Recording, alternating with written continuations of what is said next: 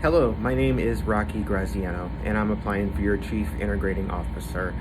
Thank you for taking the time to listen to my video. Let me give you a little background history of what I've done in the dental field thus far. I started out when I was 16 years old as a sterilization tech and have done almost every position in the dental field except a dentist and a hygienist.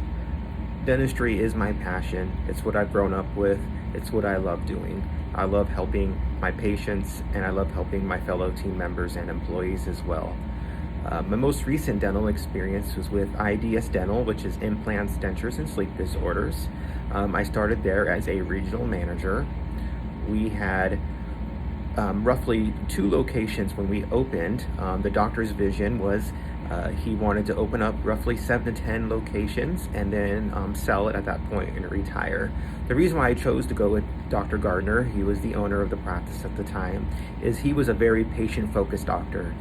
He's been practicing about 26 years and was very patient-focused. He felt that if we treated our patients with dignity and respect, that they would refer and repeat and keep coming to our dental practices. So when he approached me about his dream of ramping up to roughly 10 locations, it was an ideal situation for me.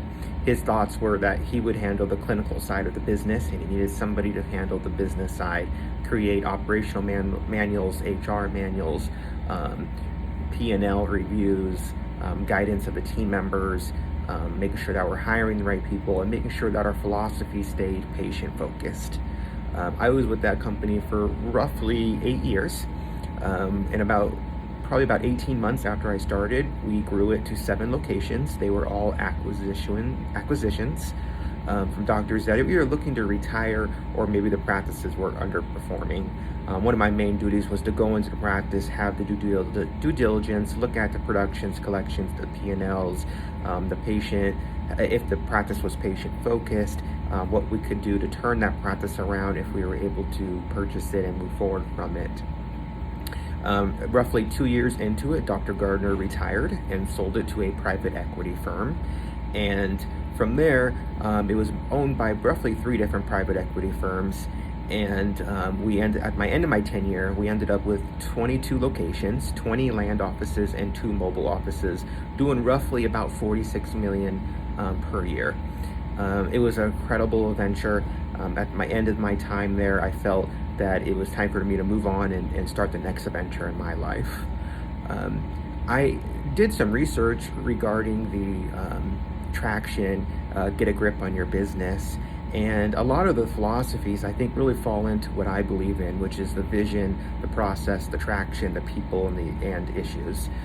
In my own philosophy is that you have to build your team members. You have to build a core team, because you cannot be everywhere and you cannot do everything.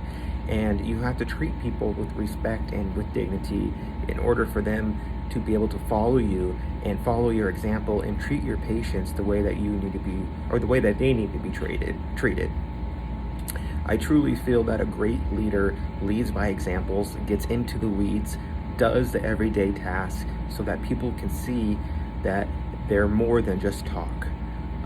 I've always built strong teams around me to ensure that I have a successful group and that I meet the goals and the operational success that needs to be made for my company.